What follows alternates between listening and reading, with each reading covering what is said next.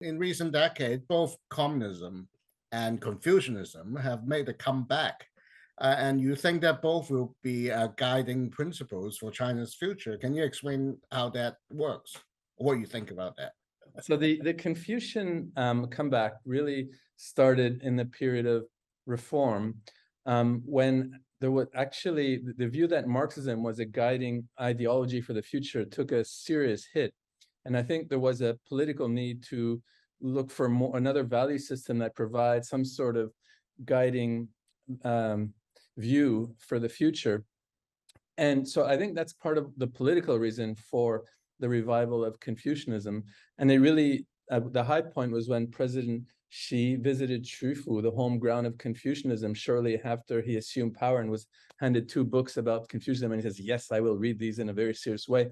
And then many of us thought, wow, this is really going to lead to almost the replacement of communism by Confucianism. That didn't happen. But let me first say a little bit more about the revival of Confucianism. It's also driven by the economic revival of China, when in most of the 20th century, most Chinese intellectuals and reformers viewed China as a kind of the poor and sick country, and they blamed China's leading political traditions, especially Confucianism. So it wasn't just Marxists in the Cultural Revolution. I mean, it was liberals and all sorts of intellectuals in the 20th century that denounced Confucianism.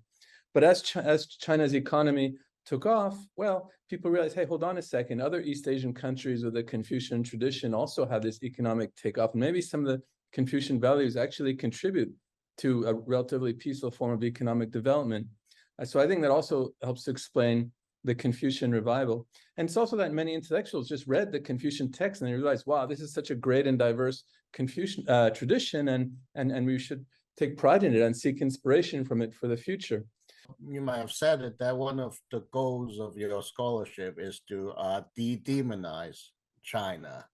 And well, 2 of the things that the Western press is always reporting and talking about is official corruption and censorship, state censorship. How do you how do you account for these? How do you explain to foreigners about these 2 issues as a Confucian-inspired political theorist, if that's a fair way to put it? Well, thank you. So that's a tough question. I mean, there's, like any other political system, there's tons of things wrong with China. So the de-demonization part is, I think it's important to discuss both the advantages and disadvantages and what works, and portraying what works in a fairly humane way. That's what I try to do in the book without shying away from disadvantages. And as you mentioned, the 2 clear ones are corruption and censorship. And corruption, it really reached a point where it posed an existential threat to the political system. I mean, I think Chinese leaders are perfectly aware that important reasons why previous, we can call them dynasties, fell, including the Ming and the Qing dynasties, is because corruption grew out of control to the point that it really delegitimized the system. And in China, it happened around the time Xi assumed power. I mean, there was, it was so rampant that it generated very petty forms of corruption to get into schools or hospitals or whatever. You needed to pay kickbacks or to do business, and it really infuriated people. So there was a need for an anti-corruption campaign to save the political system. I think it went too far in using what we can call strong-armed kind of legalistic methods, and generated so much fear in the political system. And I think now there's a bit of a kind of a bit of a curtailing this kind of systematic anti-corruption campaign. It's more focused now at this point on the financial sector. But when I took over, when I assumed my role as dean, it was really everything we did. We had to be very cautious about exceeding the boundaries, which were very detailed, what we could and couldn't do. And it led to some sort of paralysis of lack of innovation and creativity in the political system, which I saw. I think that was a big problem, and I think it's slowly being corrected.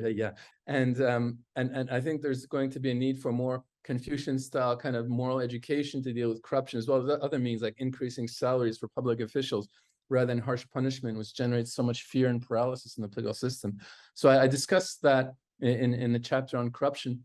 But the censorship issue is related a little bit to the anti-corruption drive, because remember the anti-corruption drive, it took down hundreds of thousands of public officials, but for each one, that is affected. There are other public officials who feel that their own career paths are being stopped, even if they're not directly implicated in the anti-corruption campaign. So it generated, frankly, so many political enemies within the political system, and made the political leaders more paranoid, and hence, as they saw it, a need for more repressive measures, and including more censorship. So that's one reason why there's been more censorship, which is very bad for academics, of course.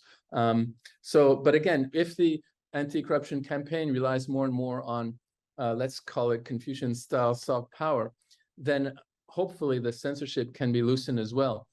But what also explains the censorship is this, again, this demonization of China from outside of China, which again makes the leaders more paranoid, and it strengthens the kind of security-obsessed parts of the political system.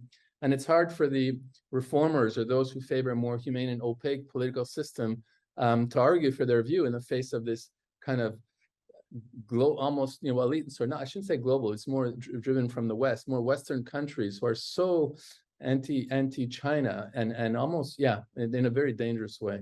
Last questions. I think in your book, or at least in the back cover of your book, I think you argue that Confucianism and communism will somehow be integral to the future of China. So, but it often strikes me that the two systems are incompatible. They contradict each other. One emphasizes equality and egalitarianism. The other establishes very strict hierarchies in all spheres of life. So, how do you square that? These two systems and make it perhaps a way to help people to use both isms to understand China? Yeah, I agree. So there are some tensions, but there are also some basic similarities. And the Confucian tradition emphasized that the first obligation of the state is to secure the material needs of the people. And only then can the state move to provide some sort of moral education. Mencius Mengzi provided the clear reason. He said, if people are struggling for basic necessities, it's hard for them to be moral and to consider the interests of people outside their own family. So therefore, the state's obligation is to provide for the basic material needs of people, focusing on land distribution, for example, on low taxation. There's a long history of economic history of Confucianism, which shows that. And I think that's one of the reasons why the Marxist tradition was successful in China, is that part where the state's first obligation is to alleviate poverty and provide for the material needs of the people goes way back in Chinese history, much earlier than in the West. In the West, the idea that the state's obligation is to alleviate poverty has a relatively short history, 300 or 400 years. So that said, I mean, there are tensions, as you say. I mean, the communist ideal is that all the material needs would be provided for, and then there'd be no need for social hierarchies and no need for a state to maintain those hierarchies. But the Confucians say, no, any modern society is going to have social hierarchies, but those hierarchies need to be just or morally justified, meaning that they need to serve the interests of those who have less power. That's where the Confucian tradition has a lot to offer, including in terms of politics. I mean, the Confucian tradition always has this view of political meritocracy, 贤能政治, that the purpose of that the political system should aim to select and promote public officials who have above average ability and virtue. And what does virtue mean? It means serving the people, serving the people's interests. Of course, there's a huge gap between the ideal and the practice, but there's always a standard for politics, and that's not going to go away. The state isn't going to wither away. So there's always going to need for a political system that aims to select and promote public officials with above average ability and virtue. But where Confucianism is not sufficient, I think, is there's also a need for more power to the people. And for that, Confucianism doesn't have a lot to say. So I'm not saying that Confucianism is the only tradition to look to for China's political future. Well, isn't that's what scared Westerners? Well, maybe China doesn't want to take over the world, but in a hierarchy of nations in the international system, China does want to be. Perhaps, I don't know. Perhaps China wants to be the top dog, just like the U.S. has been, and what the British Empire was in the 19th century. Maybe in the East Asian region, there's this view that China needs to have more space and that it can't forever be surrounded by American military bases and subordinate to kind of military, U.S. military patrolling the seas around China and so on. I mean, that's, I think, a relatively reasonable view of the multipolar future, where there would be different powers which have more space in their own neighborhood, but that is morally justified only if it serves the interests of the weaker powers in the region. So I think at the end of the day, you know, the U.S. has to give more space to China to develop in its own region, and it's completely inconceivable that China want to patrol the seas and set up military bases around the U.S. in a way that the U.S. is doing to China now. Right. Okay, that's great. Thank you, Professor. Thank you so much. Highly informative.